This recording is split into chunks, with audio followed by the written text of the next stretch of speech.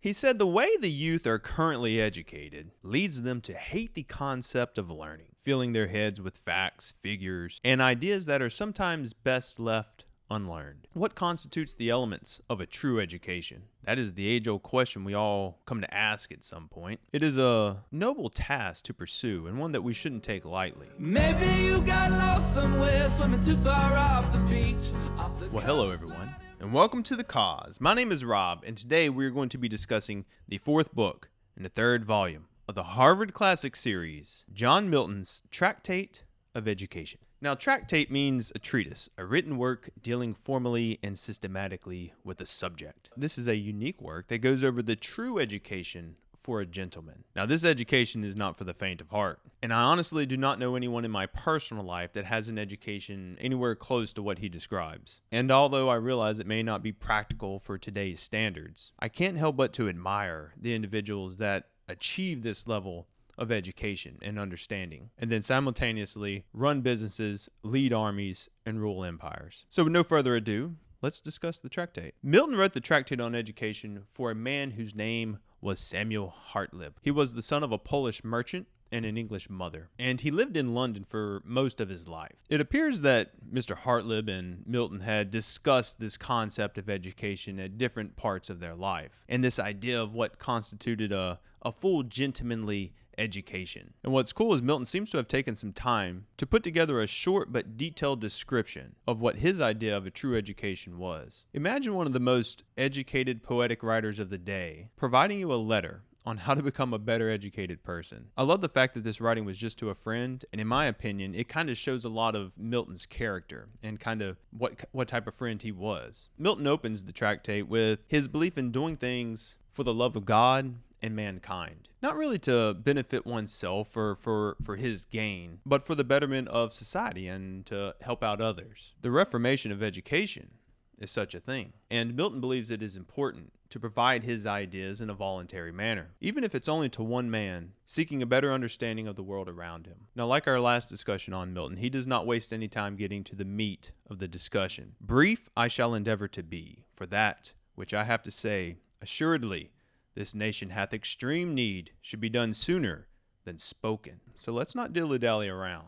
Let's break it down a little bit. The end, then, of learning is to repair the ruins of our first parents by regaining to know God aright, and out of that knowledge to love him, to imitate him, to be like him, as we may be the nearest by possessing our souls of true virtue, which being united to the heavenly grace of faith makes us the highest perfection. Lots to unpack in that line right there. He says, most nations do not teach experience and traditions enough. And because of that, most are taught the languages and the histories of the civilizations of the past, most in pursuit of wisdom and industry. He then discusses how this method has made learning unpleasant and honestly just unsuccessful. The amount of time students spend studying is not utilized correctly, and that kind of is the basis of his tractate, at least in regards to the study section. Because the order in which we learn things determines how quickly we can progress in understanding and proficiency of the subject. An example of this is beginning the students off with learning about the arts, which he says is easy and most obvious to the senses. But instead, they, meaning the current education system, present their young, unmatriculated novices at first coming with the most intellective abstractions of logic and metaphysics. So they have barely started the learning process, and they are transported into this turbulent climate to be tossed and turmoiled with their unballasted wits in fathomless and unquiet deeps of controversy, do for the most part grow into hatred and contempt of learning. I think most of us have experienced this in life, spending our prime years in schools with honestly no direction, learning things that are sometimes better left unlearned. But enough of what we should not do. Let's see what Milton proposes. He says, I will point ye out the right path of a virtuous and noble education, laborious indeed at first ascent, but else so smooth, so green, so full of goodly prospect and melodious sounds on every side, that the harp of Orpheus was not more charming. That sounds like a lofty path. Maybe an overzealous yellow brick road, so to speak. Sounds good, but where does it lead? Milton says, I call therefore a complete and generous education that which fits a man to perform justly, skillfully, and magnanimously all the offices, both private and public, of peace and war. He expects all this to be accomplished between the ages of 12 to 21. He then brings up the environment of studying and the structure that he wants it to be done in. After this, we move into the three major focuses of education and how he proposes to divide the day up into these three sections. The first is study, second is exercise, and then he goes into diet. And I will break each of these down as Milton discusses. The first part of his educational process is studies, and is the one he goes most in depth with. He says it's best to start off with just some good rules of grammar and to focus on distinct and clear pronunciation, and not only in the native tongue of English, but to also start with Latin. Latin was a common language to know for most educated members of society back in the day. Next, the focus will shift to making them experts in useful points of grammar. And then while completing this portion of studies, the focus needs to be winning them early to the love of virtue and true labor. And the best way to do this is by reading some useful books on education. Whereas we start introducing some of the classical works, he says, whereas the Greeks have Cebes, who was a disciple of Socrates, and he apparently wrote a book on cultivating virtue. And then there is also Plutarch, the author of the famous Lives, which we will actually be covering later in the series, which is in volume 12. So to start, he wants to focus their attention on virtues in history. He then has a great line here. But here the main skill and groundwork will be to temper them such lectures and explanations upon every opportunity as may lead, and then draw them in willing obedience, inflamed with the study of learning and the administration of virtue, stirred up with high hopes of living to be brave men and worthy patriots, dear to God and famous to all ages. The logic of this statement is very relatable to my own experience. I never had a passion for literature or classical works until I read the biography John Adams by David McCullough. And because of John Adams' issues with Alexander Hamilton, I read Hamilton's biography next by Ron Chernow. Those two gentlemen set me down a course that has led me here.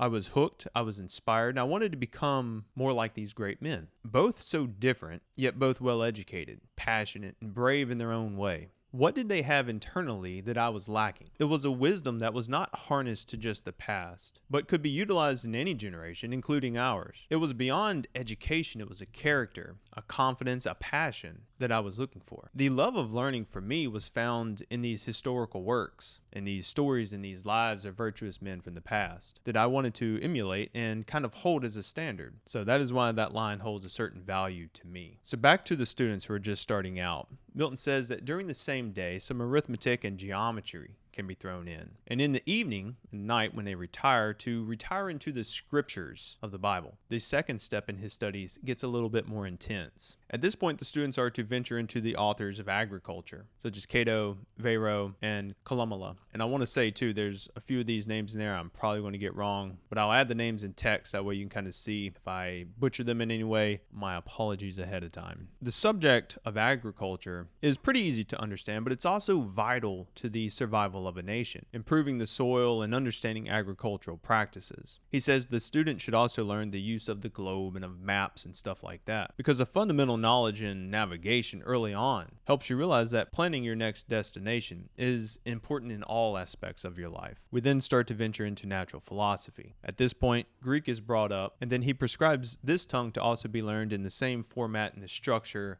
that Latin was learned, starting with the grammar, and then as soon as the basics are achieved, venturing into the histories and stuff like that. He goes through Latin writers on architecture, natural questions, astronomy, and geography. All this to kind of help understand engineering and navigation. But he wants the students to look beyond just textbooks. He says, to set forward all the proceedings in nature and mathematics, what hinders, but that they may procure, as often as shall be needful, the helpful experiences of hunters, fowlers, fishermen, shepherds, gardeners, apothecaries, and other sciences, architects, engineers, and mariners. I believe this is a very important point. A healthy mixture of living life and experiencing events and activities is just as important as studying the greats and educating oneself with books. I remember when I was young, Dad taught us very early on how to hunt and then also how to skin, deer, rabbit, and ducks and stuff like that. It was something I think he realized that the faster he taught us, the sooner he wouldn't have to do it anymore. But in that process, you learn so much about anatomy, the textures, the tissues, the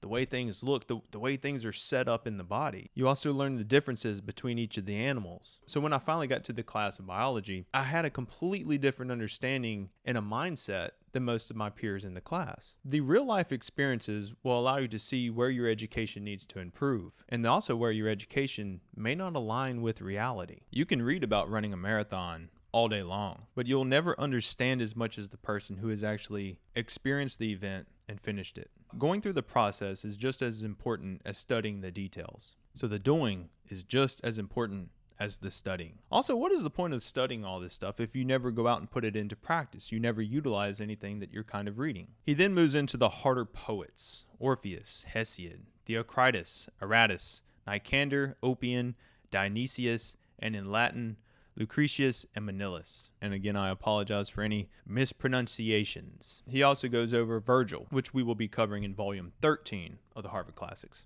He says by this time, years of good general precepts will have distinguished them with reason and virtue, that they may with some judgment contemplate upon moral good and evil. He then suggests that they read through the moral works of Plato, Xenophon, Cicero, Plutarch, Laurentius, and those Locrian remnants. And at night, the works of David and Solomon, and throw in a little of the apostles as well, allowing the works of the Bible to kind of close out the day and reset your mind. He says, being perfect in the knowledge of personal duty, they may then begin the study of economics.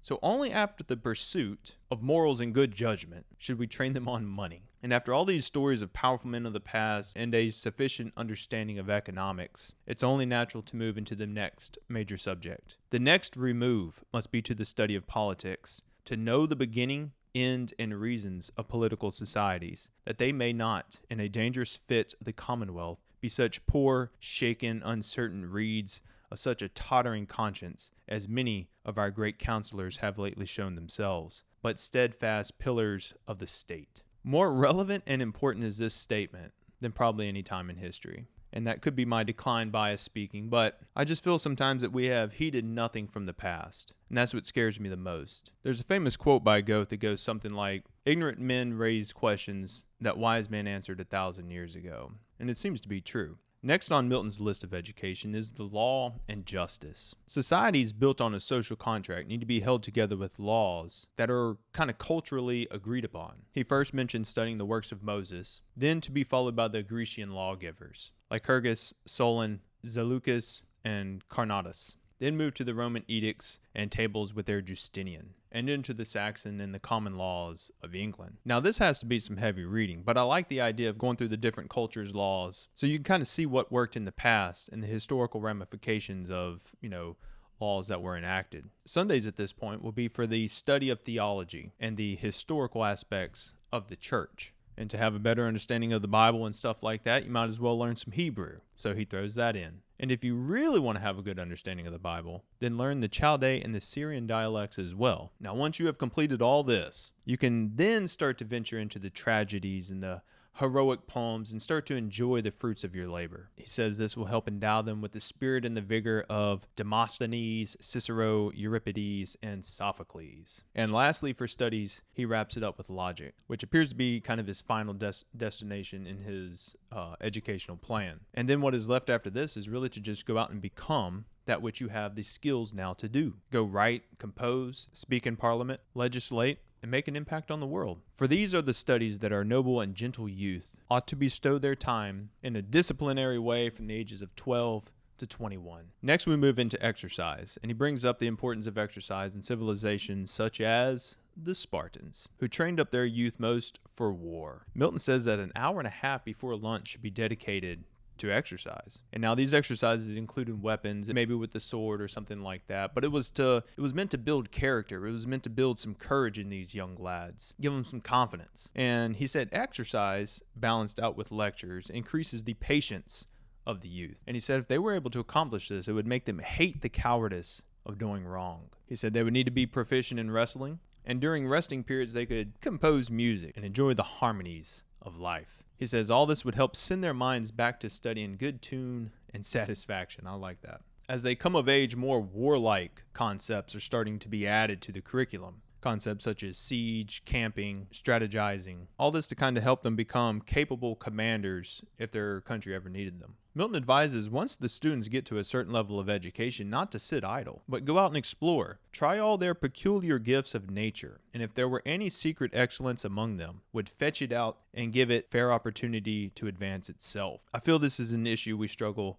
with our modern system. We keep the youth in box-shaped rooms for years and years, and then send them to college to specialize in things by sitting in more box-shaped rooms, only to be cast out into the world to realize that what they really love to do is something completely different than they just got specialized in, and what they probably mistakenly chose out of ignorance. But once you enter the machine of society, and the longer you participate in the system, get a little mortgage, get a loan or two, insurance needs, it becomes harder and harder to change your situation and alter your trajectory. If you are young, try as many skills and jobs and stuff like that as you can early on. Figure out what you like to do before committing to a path that you may regret going down. He encourages the youth in their 20s to visit other countries, and I love the advice he gives here.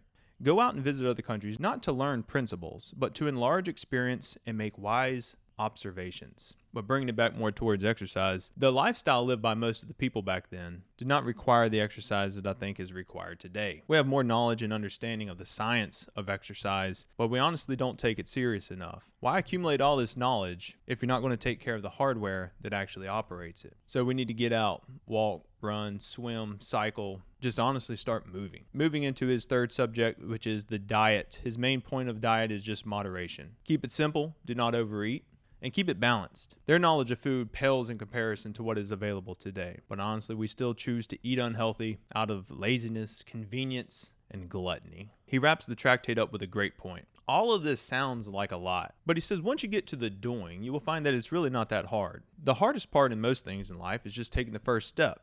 It's getting up and lacing up your shoes to go on to the run. Once the shoes are laced, you're going. Once you get moving and that momentum builds, the ease of life is found in the process of just doing. Consistent action, compounded over weeks and months and years, can honestly create a person you never knew existed inside of you. The question is, are we willing to discover that person? I have 3 personal takeaways to bring this to a more modern standard. First, I realize times have changed. That seems to be the argument in the comment section periodically, that these old texts are not relevant anymore and they do not represent everyone's current view on society or meet the diverse cultural requirements of the times. Well, you can still adapt them to fit your needs. Did he mean for women to go through this curriculum? Probably not, but I will be educating my girls in a classical manner, and I'm a very big proponent on cross-training. Everyone will learn to hunt, garden, clean animals, and work on their mechanical knowledge. You don't have to like it, but you at least have to have the understanding and skills to use them if it's ever needed. Second, I know the rigors of Milton's plan is probably not possible to achieve in the society we currently live in, especially in the current school structure we have set up. The amount of pushback would be intense and politicized very quickly.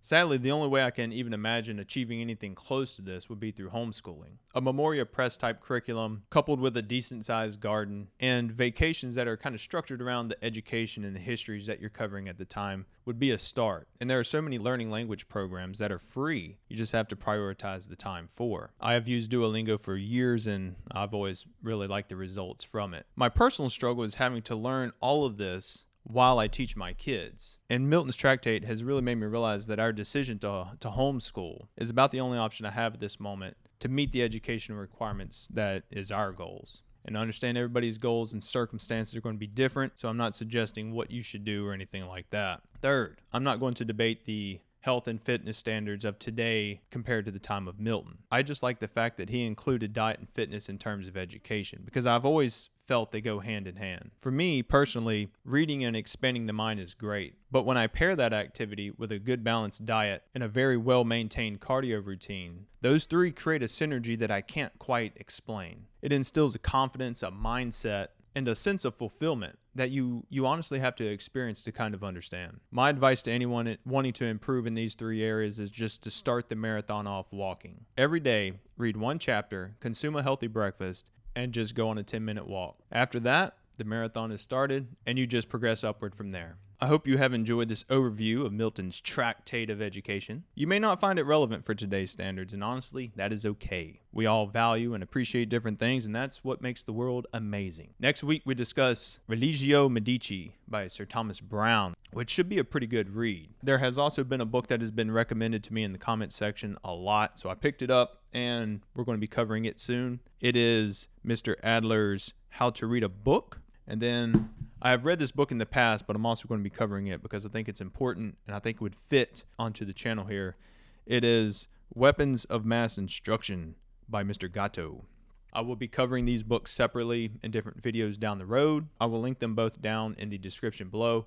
If you want to check them out before the video comes out, you can. This series can be found in podcast form, so if you'd rather listen to it via podcast, you can go down into the link in the description. I'll have the podcast linked in there as well. I also roast specialty coffee, so if you want to sip some amazing coffee while you peruse the classics, you can check out my link in the description below. My website will be down there. You can use the code THECAUSE for 15% off your first order. I also want to say the channel and the podcast are growing faster than I anticipated, and your comments, your engagements, the likes, the shares, it's all really helped to grow the channel, and I'm very, very thankful for the support. We just smashed 10,000 subscribers on YouTube, which is just insane because I didn't start the channel that long ago. With that being said, read some amazing books, drink some amazing coffee, and I will see you next week.